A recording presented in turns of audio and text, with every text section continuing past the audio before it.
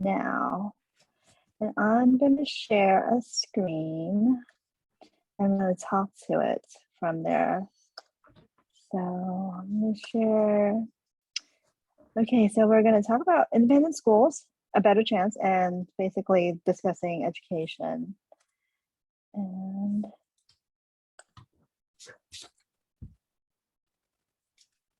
it's not going. Okay, there we are. So why independent schools and how we as in my family started on this route. And then I'll talk about the other points a little bit later.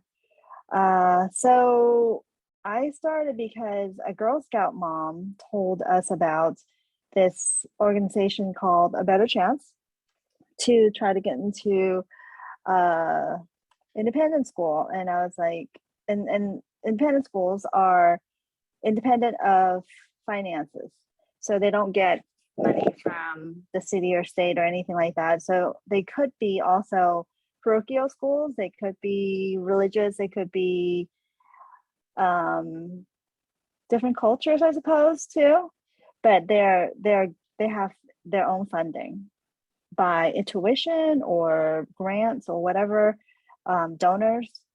So I didn't know much about independent schools. I did myself go to a private school. It was Catholic school back in the day, long time ago. So I'm familiar with private schools, but my children had been going to elementary school public in Fremont. So I didn't really think about private school so much because I didn't know much about private schools around this area. I went to school in Oakland, and in Fremont, it's not that far away, but then it just seems quite different. And there's just not that many around. I do have friends that do have kids in private schools, and they're mostly parochial schools around here. There's, I think, just Basis, which is not affiliated with any religion that is around here. Maybe there might be a couple more, but I'm not too familiar with them. But these independent schools that my the girlfriend, Girl Scout friend told us about is not in Fremont at all. So I started looking up A Better Chance, and I started looking up what member schools they have. So what happens is that A Better Chance is an organization that helps anybody who is a minority get into independent schools and get into a school of their choice to get an education of their choice.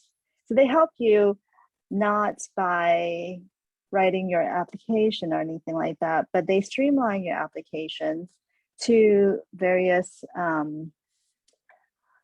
schools together. So I'll talk a little bit more about that, but in any case, that's kind of how we started. And the timing of when she told me was like maybe a week or two before the deadline for the application to A Better Chance was when they were going to end the application process for that school year. So what happens is that you would apply about 18 months before you would start. So like for my child to go to 6th grade, we started when she was in 4th grade. And it's around the springtime of their 4th grade year. And then they kind of apply through 5th grade. And then they'll find out the decisions around March. We'll have a timeline a little bit later on, but you have to start way early, because what happens is that they kind of help you kind of get ready for the application, and then they apply. So that whole process of getting ready is about, so they start in spring, and then summer, you don't do too much, but you will take a test, and you kind of find out what your scores are, and then you kind of practice and you study throughout the summer, and then you take it again in the fall, and hopefully you will and the child, usually they do improve, but and then there's more application, and then the application kind of ends around December, and then you just kind of wait. But you also do a lot of different things in between, but that's kind of how it started. That's how we started on this journey. And then I don't know if you guys are interested, maybe we can look at a couple schools to start, and that's kind of how we kind of totally got interested, because they're not like the schools around here. So maybe I can get into the second point, which is the Fremont public middle and junior high schools. That's where we would have been going to. And so I don't know if you're around Fremont, but the schools around here are from like 50s and 60s. There's no new schools around here. I heard that there is this middle school, Horner School is the newest one around. I have actually not been there, but the schools that we would have been going to, which would have been Thornton or Hopkins, they're so old, and we've been there, and they're just and they're so huge. That's the other thing. They have at least 1,200 kids between 7th and 8th grade. And so in Fremont, we're in the middle of moving from junior high school to middle school. So they're adding the 6th grades there, and that's why they're building. They had a grant, or they had a bond more like, and they're moving all of the middle school or junior highs to middle schools. And they're in a phase program. There's 5 middle schools, we'll just call them middle schools now, in Fremont, and Walters is totally transformed into the middle school, and I think they have about 1,800 kids. And then Thornton is also being moved to middle schools now, as well as Hopkins, and then I think Horner already finished, I think, and then Centerville I think is the last one.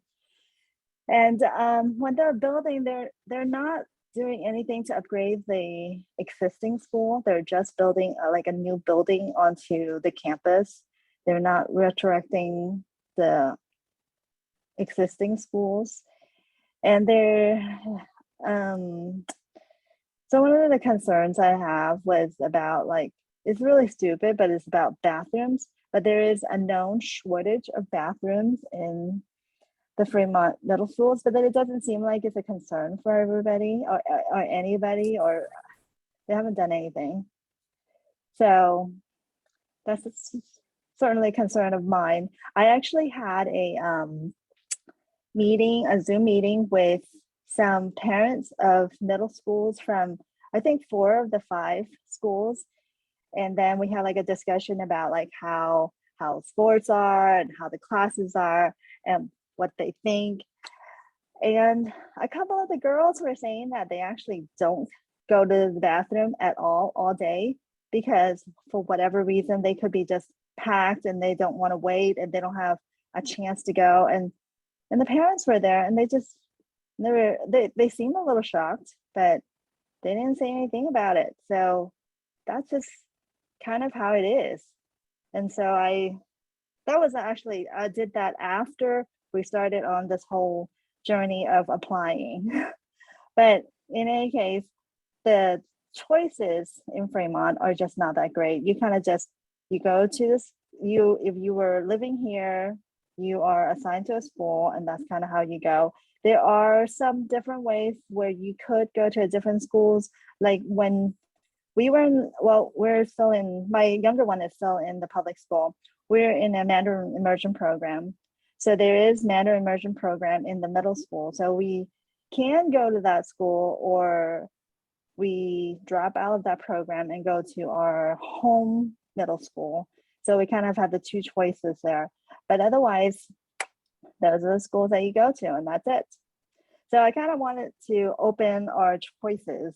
And so that's where the third thing is options, to give ourselves more options. Even we're going to see if we get in or not. And if we get in, we have a couple more choices. And if we don't, then we're going to public schools. So that's kind of how we started. Let me see. If you guys have any questions, please feel free to stop me too. But I'll just keep going. because there's a lot to cover. Connie, Okay. can Yes. we use the chat to give you questions? Yeah. Okay, great. Okay.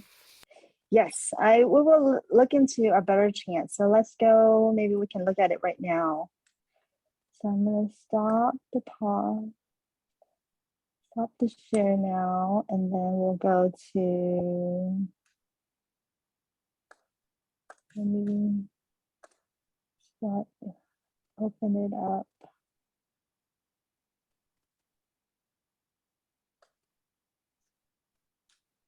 Okay.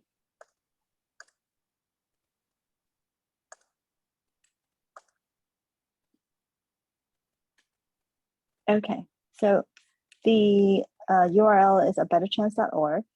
And then I just kind of went into inquire, and maybe we'll just go in the front, the first. So A Better Chance started in the 60s, and they are a national organization. They have their headquarters in New York City, but they have different regions, and this is their Northwest region. And they have a little bit about their mission and history. So it started back in the 50s and 60s. And because of the segregation, that's kind of how they started. And there has been more than 17,000 alumni that they have that has gone through the program. And Oprah Winfrey actually gave a really large donation, I think back in 2000s, I want to say. But there's a lot of histories on here. And I started talking, I was going into the inquire and apply. So if you were interested, you kind of would just go to here and you would start on this, we call it kind of simple form. But you would talk about yourself, you talk about child, let's talk about the household, talk about the parents, and any additional information. That's like the preliminary to the real application that you would start going to. So you can read a little bit more about it, and then we'll talk more about it too. Let's go back to the slides. Okay. So go back to the slides. Okay, let's talk a little bit more about A Better Chance. So their mission is to increase the sustainability, the number of well-educated young people of color who are capable of assuming positions of responsibility and leadership in American society. That's a pretty broad statement. But to start off is to get us into an independent school, which I guess for us, we believe that it is a better education than public school possibly. And then, so they actually do a lot more than just help you get in there. After they help you get into the school, they help with college. They don't help with college applications. Usually the schools help with that, but they have college fairs, and then they have also summer fairs. They have a whole bunch of other things after. I mean, we're just starting to kind of learn about it because my daughter is just in 7th grade, but I can see all of the, well, it's a huge network, as you can kind of guess, with the 17,000 alumni and having backing of Oprah Winfrey. But I'm kind of seeing all of the possibilities that they do offer. And it's a free student, it's not a placement program. Well, it is a placement program. They do help you place into the schools. And another thing that I read was that 99% of their scholars for the last 3 years have directly enrolled in college. Something I was looking into was that it seems like there is this thing called postgraduate after high school. So there are some schools that go beyond high schools and they have this postgraduate grade kind of. So maybe because of all the competitions out there, because there's not it's hard to get in schools or something, and they don't want to actually have a gap year, there is this postgraduate. But then for a better chance students, they have 99% that go directly right after high school. So that should be a nice thing. And then some of the criteria that they have, other than being a person of color, is that you have to be a citizen or a permanent citizen for the child, of course. And then also where they start, either they start from the 4th grade on. They actually do help families get in, not just at the entrance year, they call it. The 6th grade is usually the entrance year, and the 9th grade is an entrance year for high school. They also help in between as well. But it's just a little bit hard to get into because there's just not that many spaces. Like like the school that we are going to, and they start at 6th grade. So at 6th grade, that's when they have all of the new students come in. But then in 9th grade, I think they added maybe 20 or 30, maybe even up to 50. But that so they have entrance points. But then in between, usually the students just kind of go from one grade to another, and unless they leave the school, they wouldn't have any more spots open. And then another criteria is that you cannot be a child of an alumnus or alumna or of a better chance. So you got to be a new family to join. And then another thing that they said is that you have to have under $250,000 of income per household. But that's not like a fast rule. They kind of do help you be a little bit more than that. I actually went to a school's financial aid session, and they actually was showing us examples, and they were saying that this one couple who has like $500,000 of income, and they still got financial aid. So that shouldn't be a deterrent or anything like that in order to apply for financial aid. The schools are quite expensive because they are very, very nice, and they are around here too. That's the other thing. So just because they're around here, they do cost a lot of money, but they do help with a lot of financial aid. We are in the school with financial aid. They usually say that between 20 and 25% of the students do get financial aid. So 1 in 4 of the kids do need it. So that's what they do and how long have they been around. We talked about that criteria. Member schools. Okay, so they have what they call member schools of a better chance, which does not include all of the independent schools in the country. Of course, there's a lot more than that. I was just looking at great schools in California alone. There are like 25,000 schools in California, so they definitely don't represent that. That includes public and private schools. And I think there were like about 15,000 private schools. They represent a lot of the good schools. I was looking at niche, and maybe I can share that and we could see niche. Let me pull that up first.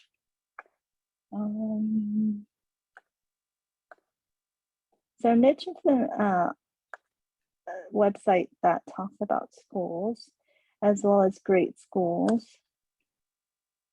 Okay, here we go.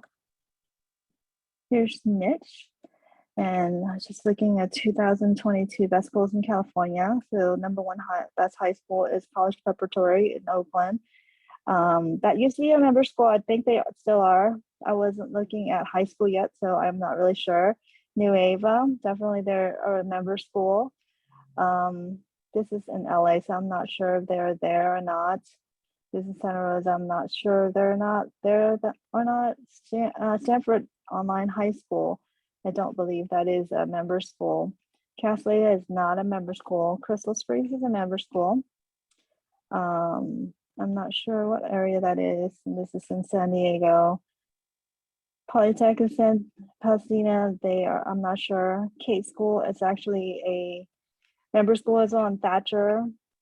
So a number of these best schools of California are member schools. I'm not sure what their process is in order to become a member school, but they represent quite a few of the best schools in California. And then let's go back to the slideshow. And the last point that I was talking about before was the opportunities. A better chance have great opportunities because of the network they have and because of the member schools that they have too. So my daughter was able to go to a summer camp program of a member school, which we didn't know about. I was trying to find her something to do last summer, and she went to a boarding school for summer camp and she loved it. And I wouldn't have known that unless through a better chance. And then another opportunity that they've been offering to the scholars is they have these discussions of people of different professions. Like they had a theater talk, I think they called it, but they had different actors and different people with, in the cast in all of the different positions of the theater. So like for your children who are interested in that, they could come to this talk and listen to it. And they had summer internship from Xerox that they partnered with, as well as Charles Schwab. So there's a number of different things that they do offer for a better chance. Let me see how we can go to the next one. Okay. So this is a timeline. Like I was mentioning, in the spring is when you apply, and it's 4th through 9th grade when you start. Actually, it should be more like to 10th too, because I know they place 11th graders, or maybe they don't. We're not quite there yet, so I'm not quite sure. But you start in 4th grade, and then so you apply to a better chance, and then if you were accepted, then you would become a cohort. So this is the cohort candidate period. And so in the spring, by April 15th, they would tell you their decision. And then last year we were able to actually early apply, and that was in March. And you would know by April 1st if you accepted or not. And then if they were not sure if they want to accept you, they would just not let you know until April 15th. And so after you are accepted into the program, then you would do the prep phase, which is preparing just to get into the application process, I suppose, because October 1st is when you would first have the first set of applications completed. And then when I talked about the testing was done. The first test was done around this period. I think we did it in May, and we had to do it online last year, which was quite terrible. My child is bombed on that. But it's really hard when you're at home, and it's like a 3.5-hour test for your 10-year-old to do at home. That was really hard. But the schools around here, they actually do not require the test. Some of them have test optional, and some of them are just test blind. So test optional is if you were to take it, you can submit your scores if you wanted to. So obviously, if you had a great score, you would want to share your score, but they don't discount the other applicants who don't send in their scores. So it's kind of, I'm not sure how they do that, but that's what they say.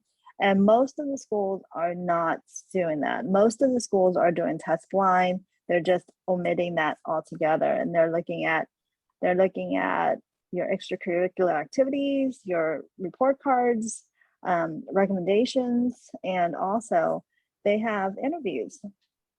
And also they have family interviews, they have the child interview, they also have group activities. So they kind of want to see how the kid would perform within their peers. Well, they wouldn't be peers, but they're just, I guess, in their same age level, how they would kind of do in class in a way. And my daughter is going through that. Well, my younger daughter is going through that right now. So my older daughter did all of that. And when my older daughter was doing that, going through the program, she was able to do things in person.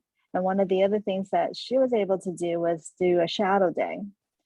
She was able to go to the school and sort of go through a day. Well, it wasn't a day. Most of the schools allowed like half a day. I think, yeah, there might have been a couple schools where she spent the whole day there and acted like a student. And she kind of shadowed another sixth grader to kind of feel what it is like to be in the school, which I thought was great. And you don't get to do that in public school.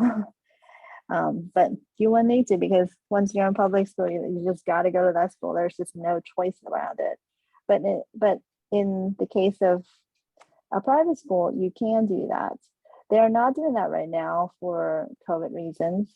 But some of the schools are setting up where on the weekends they have a preview day, what they call. And so what the child and the parent, in some cases, one parent, in some cases, two parents, they can go and actually sit in on classes and see how they teach. And they go from one class to another and they spend like 2-3 hours at the school. So you kind of get a feel of how classes are and how your child may engage or not engage. And that's kind of where you kind of do that around in this time frame. So to continue on the candidate, so you would do your application. So the first application was to ABC, and the second application would be to the school. And I'll show you in a little bit what that looks like. And then this other phase after is where ABC would see what your application is like and what they know of the member schools and where they might refer you to the school. And when you're referred to the school, then they actually send your application to the school. And then you just kind of, and then when I was talking about all the visits and you go see the school and you have all of these interviews and stuff, is around this time frame. And then there's a second application that is due December 1st. And that is with your first report card from your current school in the elementary school, as well as the recommendations. So they ask that actually upfront as well. That is part of the ABC application. And that is from the fourth or the current grade of the child. And then in this phase is after they get into the fifth grade and the next grade level. So you would have a couple months before making this recommendation and also the report card, just to make sure the child is still doing well in school, hopefully. So that second phase is when that is being sent in. I'll also show that to you. And then the decision phase it's a widespread between February and July. Around here, it comes out March 20th or so. And all of the schools would send out the decision at the same time, at least around here. And then you have a week to decide. So you would apply for financial aid as well by, I think around December. I want to say December 1st too. But your 1040 is not done until later. So what you would do is finish your application, your financial aid application. And then when you're done with your 1040, you send it in. And you have to do your 1040 way before April 15th. You have to do it around February, because what happens is that they send you the decision in March with your financial aid award. And so they got to do that ahead of time. And if you don't do it, they would not be able to give you the financial aid. And then they say through July, because there could be some back and forth where they may decide on your child, but then they could send you an award letter. So the say the tuition is 30,000 and you may ask for 20,000, but then the school may say, I can give you 10,000, but we're also extend you the invitation to come to the school. But then you're saying you can also negotiate a little bit. That's what I'm trying to say. If you can say like, I can't really do the $20,000 that you're asking, but maybe I can do 12,000. So that's where it can do a little back and forth, and until you sign the agreement that you will go to the school is not complete. And then after you sign the agreement, then you become the scholar. And so in the new year, you would start the new grade. So that's why it's a little long process. But then, okay, so there's a better chance who would help you get into the school. And you can also apply on your own, because not every school has all the candidates from ABC. So you can apply on your own. And if you were to apply on your own, the decision time is still the same, because that's just how the schools do. But if you were to apply, we'll go into the system where the independent schools use to take different people's applications, and you can see where they have their deadline. But financial is still the same. You still have to apply before the decision time, but it's a little bit more lenient than all of that. But ABC is there just to help you apply. So the prep phase for ABC, the way they also help you prep is, so you take the test in April or May, and then in the prep phase, they help the child they have classes in the summer to help you learn how to test and how to get better score in testing. Even though in this area we don't need it, but in the rest of the country they do need it. And then the other thing is that your child would be taking tests throughout their school. So I thought it was a good thing too for her to go and learn anyways. And other things that they help you prep is interviews. They have classes for the child to learn how to interview and how to represent themselves. So in COVID time, it's not so much that they would meet the other people in person, but it's a good skill to have. They teach them anyways, like the elevator speech. In case you have like a minute to talk to somebody, how do you represent yourself? How do you dress? So that's kind of where ABC comes in, and that's all done in the summertime. And then throughout, they have different classes too. Not so much for the child, but how to prepare the parent to do all of these applications. So, okay, so the nitty gritty to get into the application, so we can see what those are like. So I'll actually go in and show you what the applications are like. So let's start with ABC. So let me pull that up. Give me a second, it's kind of slow. My computer, I don't know if it's computer or okay, here it comes. Okay. Let me share the screen.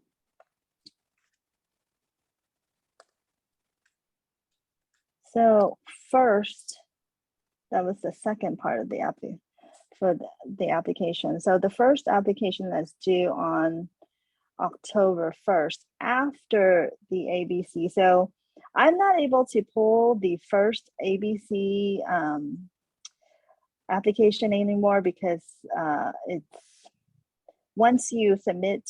So the inquiry is inquiry, but it's sort of all the same, where they talk about the candidate information and family information. They have a short questionnaire. They want to ask you about your child, like what are their they ask questions like have they ever gotten in trouble? What is their temperament like? What is something that you're proud of? Things like in that nature. And a personal statement, I think it was like, why do you think you want to have your child go to this program and go to an independent school? So that's kind of like explain to them what your thoughts are. And then this essay is by the child. So when you apply to the independent schools, they usually have an essay. And when you're going through ABC, they have the similar essay. I think there were like 5 different topics. Like you either like talk about yourself, or if you were to meet somebody, who would you want to meet and why would you want to meet them? Things of that nature. And then another one was like, if you had a challenge, how did you overcome that challenge and what did you do, and things of that nature. So that this essay, that's one of the things that ABC helped you over the summer, is to write this essay. And then this is part of the application. The candidate's resume. So that's where they talk about your extracurricular activities, like if they do sports, if they play an instrument, if they're like a Girl Scout or whatever. So that's part of that. And then of course the report card. So this is before the end of the year. So that was last year's report card. And then the testing exemption form. Last year, I don't think anybody did any state testing, but like the years before, in 3rd grade, usually in public school, and it depends on the private school, there is a state test that is taken. And if it wasn't taken, this form is for that. And last year, because of COVID, we didn't really take the test. I don't think we did the test, but and then the next thing is a family directory. If you want to be in the directory, if you were to become a scholar, that's just a yes or no. And then school preference. So this is where what schools you want to be, what you want your ABC to send your application to, and that's where the member schools come in. And if we go back, I can show you where the member schools are. So partners member school. So here they actually have, like I was saying, this is a national, so this is where all the schools are. And they have day schools, they have boarding schools, and then have what they call community school programs. This is usually actually a public school, is an excellent school system, and they're usually a little bit smaller, but they're still around 1,000 kids in the school. And so what they do is they're mostly on the East Coast. I think they're mostly around Pennsylvania. And they actually have children go into like a house where there is a supervised residence. And this is all paid for. I'm not sure where the funding comes from, but I guess ABC do pay for that part. And they live there and they go to school there. So it's different than boarding school where they live at the school. This is actually living in a house. It is something new for them, I think. And I don't know too much about them, but I have heard them talk about it. So this is where we can find about member schools. So we are in the Northwest. We can look up the schools in California.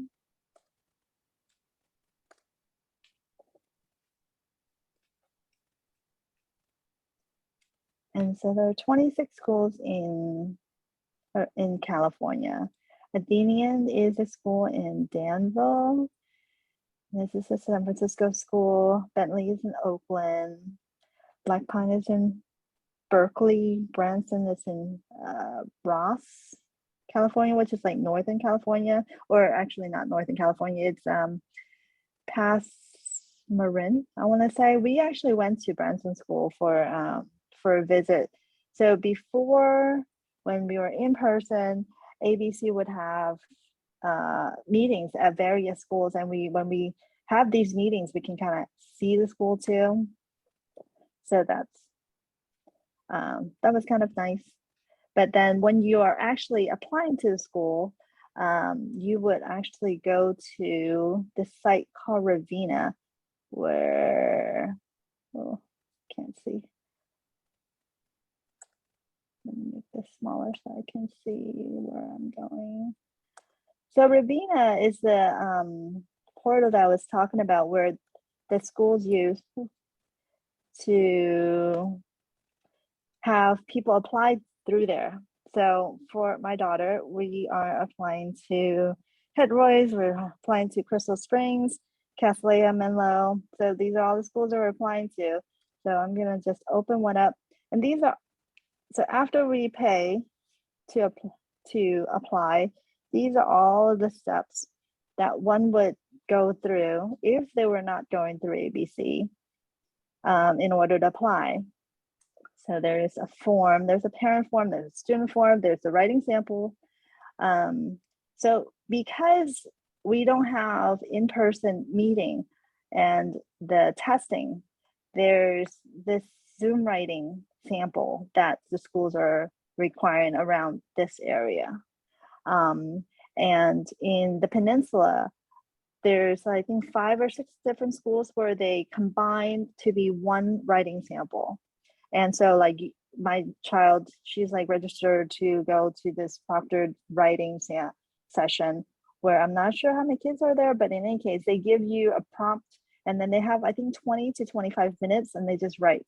And afterwards, after whatever they write, and they have to write in the handwriting, and then the parent is supposed to take a picture of it and then send it to, I think, to the site, and then they're going to distribute it to all the schools that she's going to be applying to.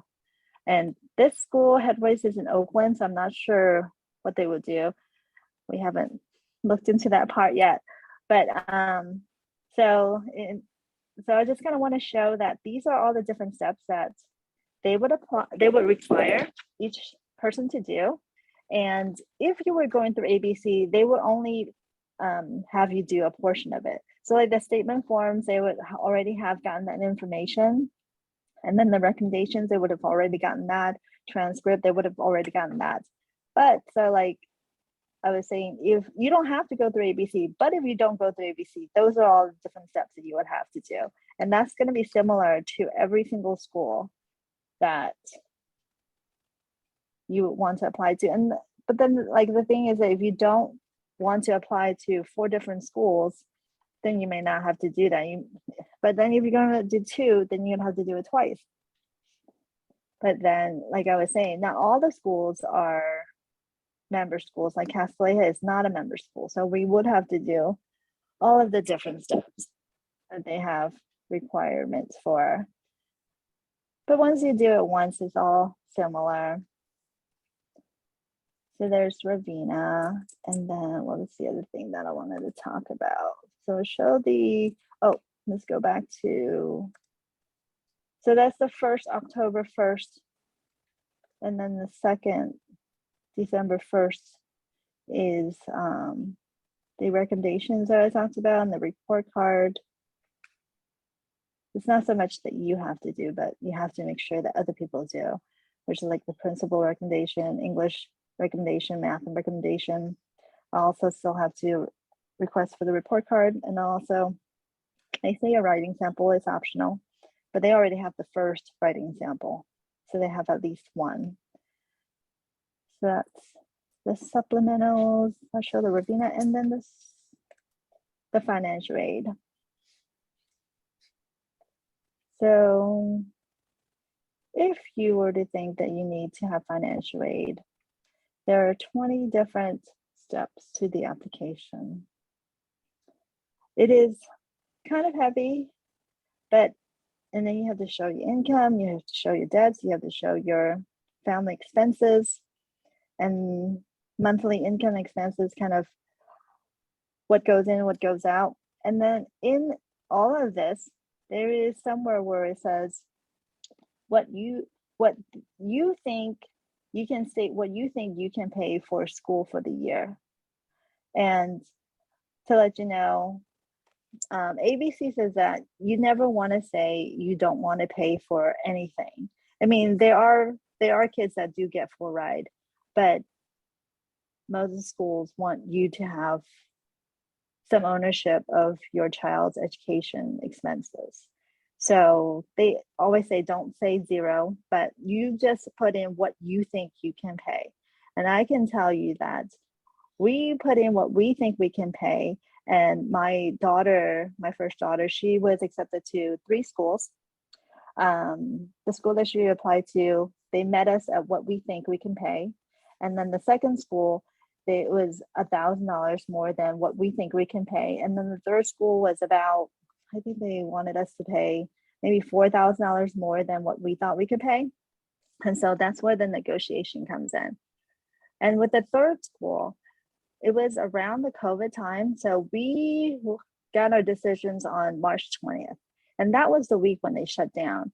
And within that first week, so we have 1 week to reply. And within that week, like by the weekend, they told us that they could not give us our scholarship anymore if you have not accepted it because of COVID time, because of the craziness that was going on. So if we were to accept after that time, we would have to pay full price.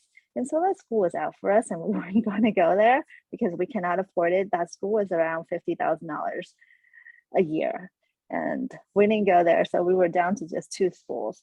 But so that one line where it tells you where you can state what you think you can pay, you really want to think about that. But then the other thing is that like the schools have money. So I was looking at like endowment, like this, we go to the school called Menlo School and they have $80 million of endowment. So these schools have a lot of money and they ask for a lot of money, but they have a lot of money to give to. So that was, I think, about all that I want to talk about, but I did want to talk about one school. I had invited Therese because I want to talk to her about this one school. It's called Eastside Preparatory. And this school is in East Palo Alto. I knew about this school through ABC, and they give their students 100% tuition-free education. And the way they do that is through support from their alumni. But they only want to, I shouldn't say only, but they primarily accept students who are first year bound college grads from their family. But I actually talked to them and if you have one parent that have gone to some college, you should still apply. But I was just really impressed by the school. And so I told Therese about the school and that's why I invite her to come. And their application process is no problem. Their application process is a lot more simpler. It just seems to be one 11-page document instead of all of that stuff. And this is also where you would talk about, so there's the essay portion, and then some of it is in Spanish. And then they also have the financial information there too. Even though they do just give 100%, they did say there was like a $200 fee per family that you have to pay, but otherwise everything else is paid for. And they also are a boarding school as well. If you don't want to drive to East Palo Alto every day, they were saying that they have a lot of students from San Jose. And so they would just go there for the weekdays and they would go home over the weekend. But I was totally impressed by the school and I thought it was really neat. And I kind of want to bring that up. And if you knew anybody who are first year college bound students, I think they should totally apply if they were interested. They are in East Palo Alto, and I did go there once, and I went there at night. It wasn't scary, but it was a residential area. But then once you get into school, like it's totally like I felt safe and it was fine. But it is in East Palo Alto though. So I kind of want to bring up this school to kind of highlight that. Is there any questions? I know I said a lot of different things. Are you able to like go to Eastside Preparatory School and check it out? Like You can call them, and okay. so I'm sure they have tours. Oh, maybe one of the things we can go back to is Robina, where I was saying we had school tours and all that stuff. Where's Robina? Let me find it. So as part of the application process, so there is a virtual school event. Some of them have on-campus school tours. So Eastside Prep, I'm sure they do. Let's go and see.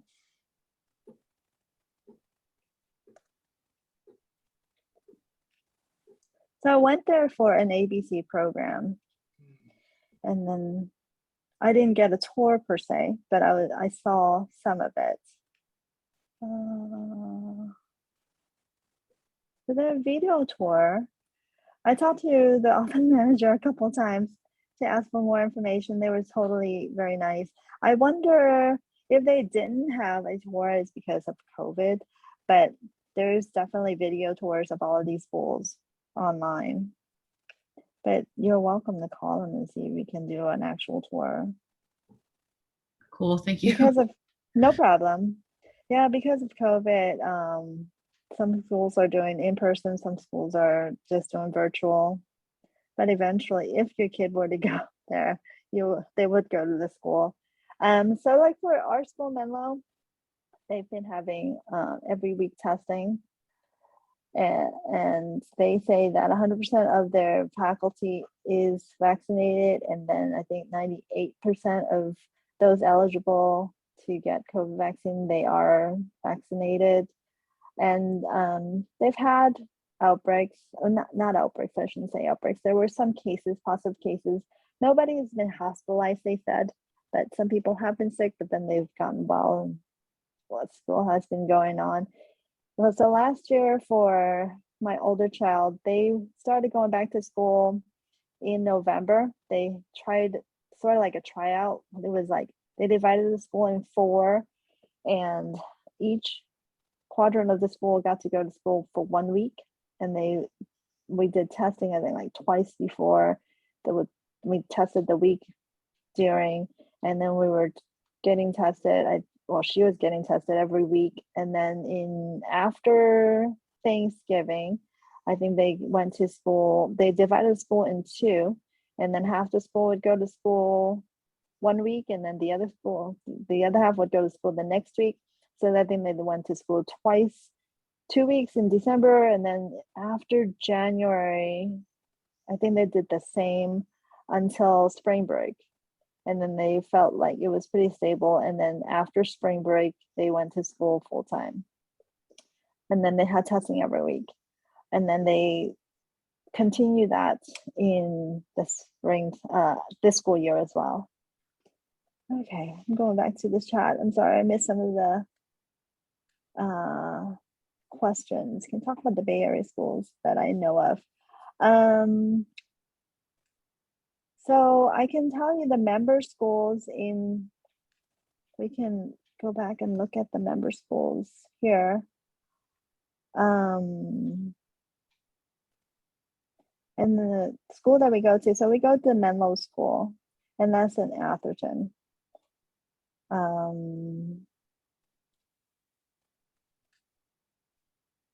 My child, she likes it. She started making friends. That was really hard last year when she was online, but she started meeting friends this year, and it got a lot easier. And I think that one of the things that I don't see in public school, which I'm seeing not just in Menlo, but a lot of these schools, they have advisory, and they start advisory in middle school. And it's not like advising them to go to college, but it's sort of advising them how they're doing in school and how they're doing with their peers. And they check in So for Menlo, our school is a class, and it is once. So they have a rotation of the different classes. They have some classes, and in Menlo they go to school, or they go have classes 4 times, or 4 different classes a day, I should say, and then they have PE. And so they rotate the 7 classes throughout the week. And so the advisory class, I think they have like twice a week or so. And so I thought that was something really cool. But I think that actually they do have it in public school, but I'm not sure how that is done. And I don't think it is advisory for, actually, maybe it's not advisory that I'm thinking of for the public school. So I do have friends that I talk to regularly about their public schools here, and just kind of keep tabs. And I think I don't think they have advisory, but in all of the public school, or not all of the private schools that we have talked to, they all have advisory. And I think that it's super cool, because that's where if you need help, if the students need help, they ask for help there. And they also have access to the teachers too. They have teacher office hours, and they must have that in public schools too. But then because of the sheer number in public school, I am not sure how that is. But even in private schools, they might have to be persistent in order to see the teacher, especially if it's a hard class. But then just because they're smaller, they have more access to them. What's something else that I thought? So Alex has been in plays, and she loves that. I think there's probably that in public school too. Maybe, I have no idea, actually. I shouldn't say that.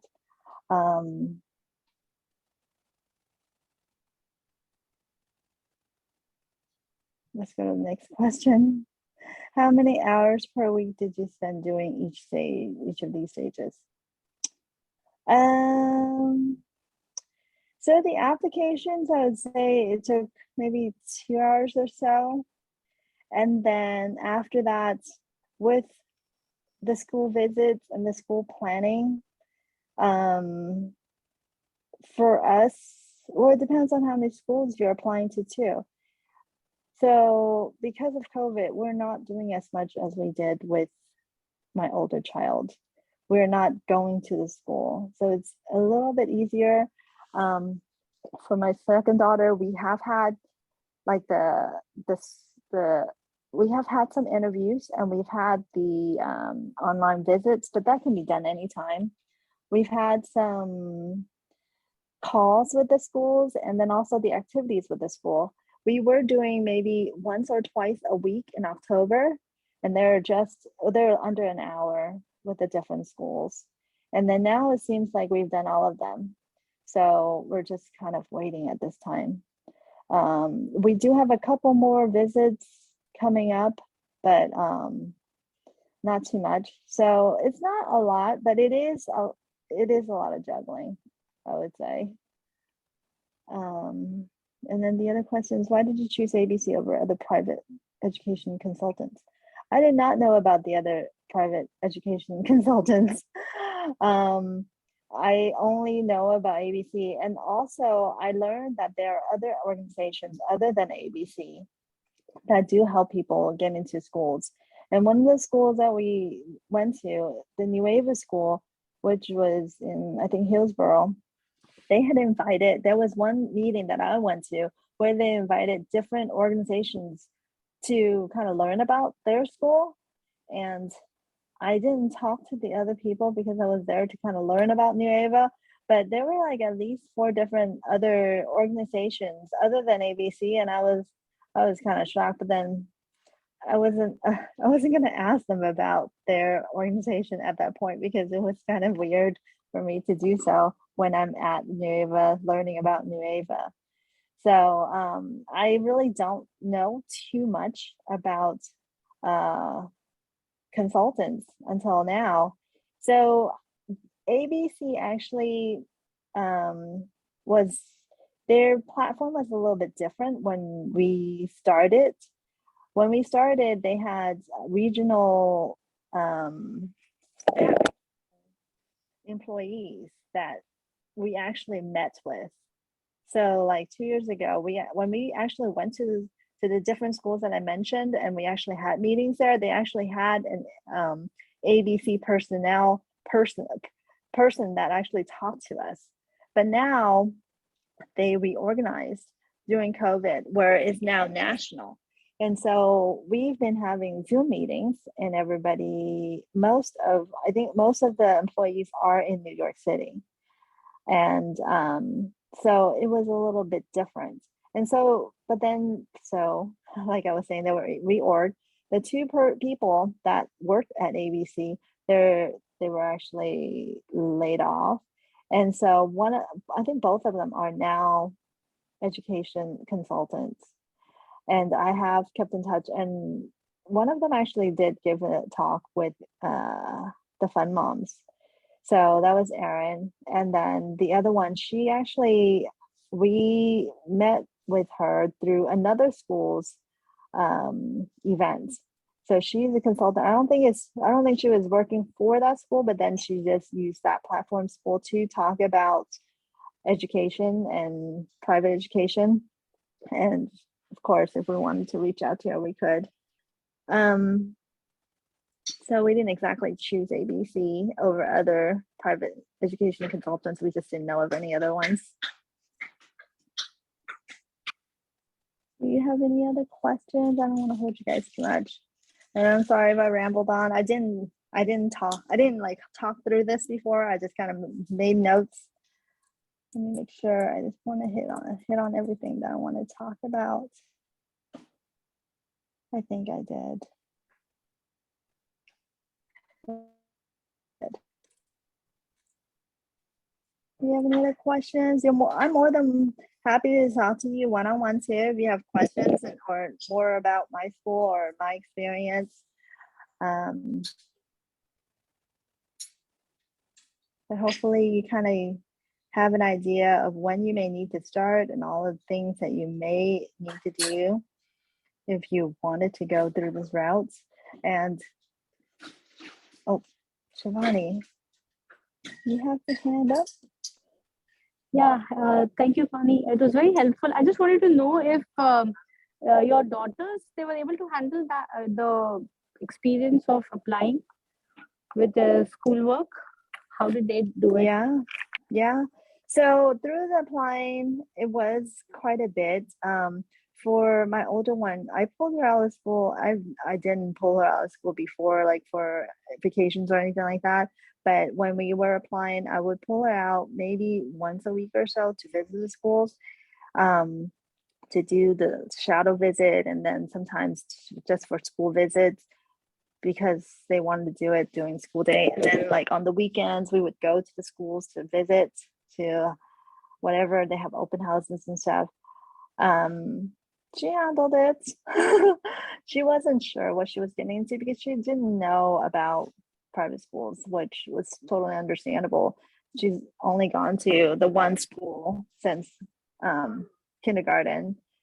So she was great. And then the testing was pretty gruesome for fourth grader to sit through 3 hours of testing, but she did great. So she was able to do all of that.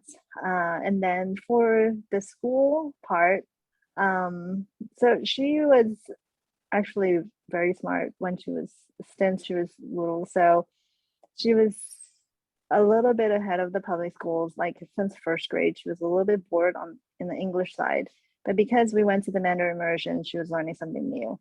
So that was really helpful for her to not be so bored at school. I think if she was just to do regular school, she would be in a lot more trouble because she wouldn't be able to sit still, and she would just get in trouble because she would be bored. But at Menlo, she's been challenged. I think that it's been a good balance for her because there's a lot of different kids there that are super smart too. So she is being challenged, and I think that she's really engaged. That's the other thing. One of the things about the schools is that they have to be really, they I think teaching is a little bit different. I don't know how they teach in the public school. I mean, obviously, my younger child, she loves school, and even my older child, she loves school in elementary school, and they do pretty good in school. But we sat in some of the classes that they had for the open houses. Of course, they would show like the best classes too. The open house to kind of track the kids, but it was really interesting. And I can also say that for my younger child, when she was doing an open house at home, they did a virtual open house at home. I can share that with you guys too. In Menlo, I think is on their site, where they have mock classes, and she sat through by herself with Zoom. They had these recordings of the classes. She sat there for like an hour and a half through the different classes. They have like math, they have English, they had like I think they had a Spanish class, and the teachers were engaging, they were funny. So even though it was challenging, it was she was fine. So I think that even if it's challenging, it is fun for the kid. And then also the other thing is that when they need help, they can go ask for help. Alex had needed some help before, and she got help, because I was like, I'm not helping you. So she got the help that she needs, and she's fine. So I think that they want the child to succeed, and they would help the kids to succeed. And if they needed help, they would let you know well ahead of time that they need help too. We haven't had a need to get tutor, so I haven't heard of other kids needing a tutor because they have help at school. I think that we're doing okay. I haven't known for her to need any help. Thank you, Connie. You're That's helpful. welcome. And also, like, how are they doing with the commute? Okay, Like, so older. thank COVID, we haven't had to go through Facebook traffic. It's been a little bit more heavy, but it takes about half an hour for us to go to school, so it's not too bad. If we were to have stayed in Fremont, we would be going to Hopkins, which I don't know if you all know, Hopkins is not ready, and they made everybody go to Lila Bringhurst, which is in the Warm Springs BART station. We're in North Fremont, and it would take us just about as much time to go there. So the commute would be kind of the same for us, but then if everybody were to go back to work, it would take us a lot longer. She doesn't love that she's so far away, and all her school friends on the side of the bay. It's me and dad who's driving, but I think it is worth it. So it is far, but it is what it is. There's not another school like that in California, or in Fremont, I should say. So we just have to do what we have to do. People do move, but we're not moving. We cannot afford to move there. Thank you, Connie. You're welcome. Any other questions? Oh, I saw some other questions. There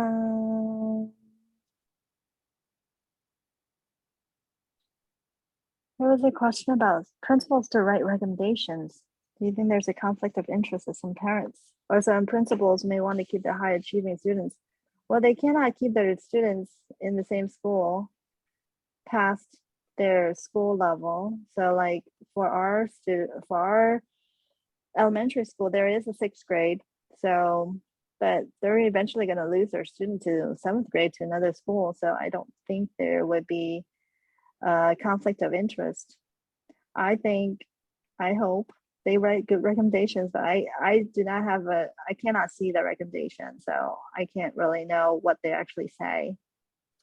What is the average cost of independent schools? Yep. I think the ones in Peninsula, they're around 50,000. So, but then I learned like at Bentley in Oakland, they are around 30. So it's not necessarily 50, but I mean 30 is still high. But like I was showing, there's a lot of money at the schools.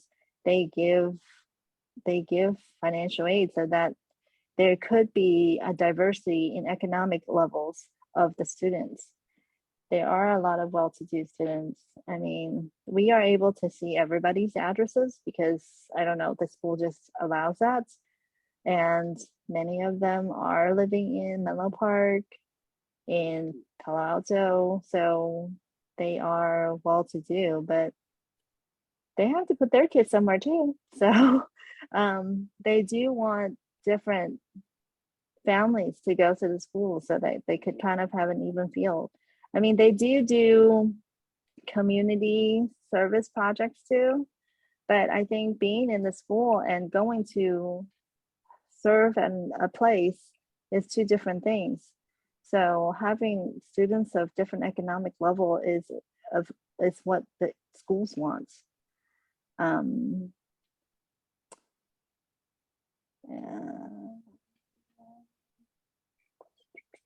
I think those are all the questions. If there's no other question, I'm going to end the meeting. Like I said, you're welcome to contact me. My email's here. If you have any questions, I'm happy to meet with you to talk more. ABC, you just kind of apply, and if you want to apply to the school, you would go to the school's website and kind of learn about their various admissions process. But a lot of them use the Robina website that I showed. Other than Eastside Prep look like they have their own application on here because they're kind of different, where they just give 100% aid and the process is a little bit simpler. I think they don't want to, well, they are trying to attract parents who haven't gone to college. So it's a little bit different than the other schools who go through a lot of other steps.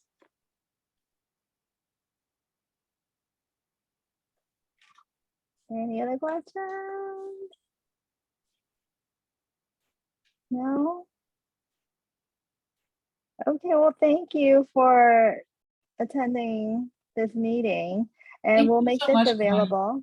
Oh, you're welcome. We'll Thank make this available at some point on our Fun Moms website. And if you want to learn about Fun Moms, it's there. I'm Fun Mom for many, many years. And we've had different meetings and the recordings are also available as well too. All right, thank you everybody. Have a good night.